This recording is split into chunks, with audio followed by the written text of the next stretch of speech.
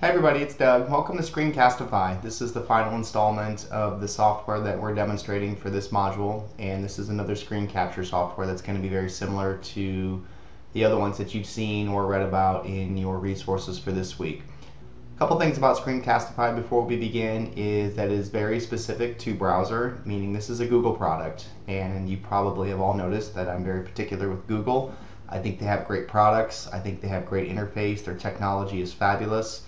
And you can't beat the price. We've already demonstrated multiple options in this course that enhance the user, as the ability to do a lot of different things with $0 and just a nice broadband action and the ability to do that.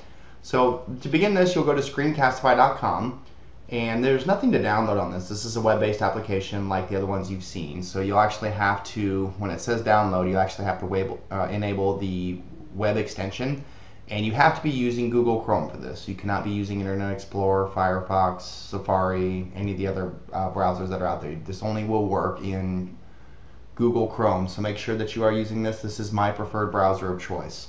So once you do that, you actually will enable the extension and you'll come to the interface here. So keep in mind just a couple things when you do see this.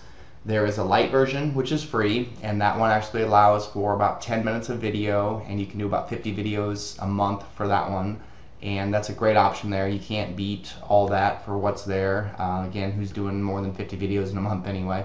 And there's another option that is there for a whole whopping $2 a month. So something you want to consider that is going to be extremely user-friendly for only $2 and very fitting and aforementioned to any budget that's there. So once you come to the interface, this is going to be your Screencastify welcome page. Again, you have to use a Google account in order to get to this page and enable the web extension. The interface is very simple. You have the ability to record a video. Keep in mind the videos do arrive at 10 minutes. Before then, or we'll just cut you off.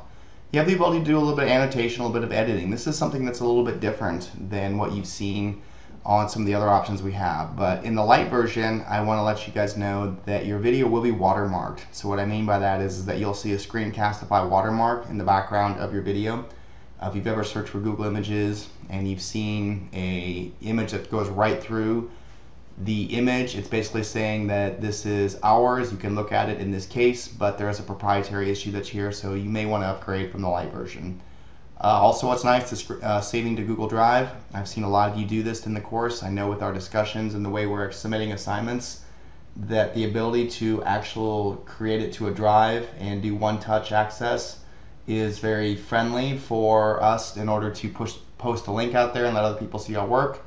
Or the other option is you can actually go in and you can publish to YouTube.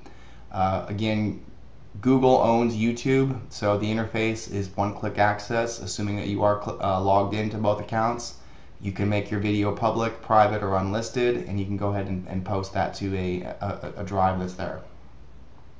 Also recommend that you look at the tutorials that are down here. These are how-tos. These gives you some ideas for training exercises. These are going to really allow you to use this software a little bit better and give you some ideas for what can be used for Screencastify. This is a prime example of what I'm doing here in these videos for this module.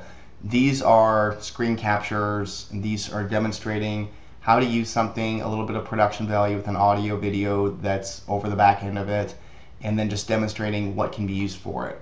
So I hope you really enjoy this one. I think there's some good stuff that's in here. I think you're going to find a lot of these to be very similar to one another. Each one has its own quirks and benefits. You're going to find one that you're going to like better than others, and I hope that you do stick with it.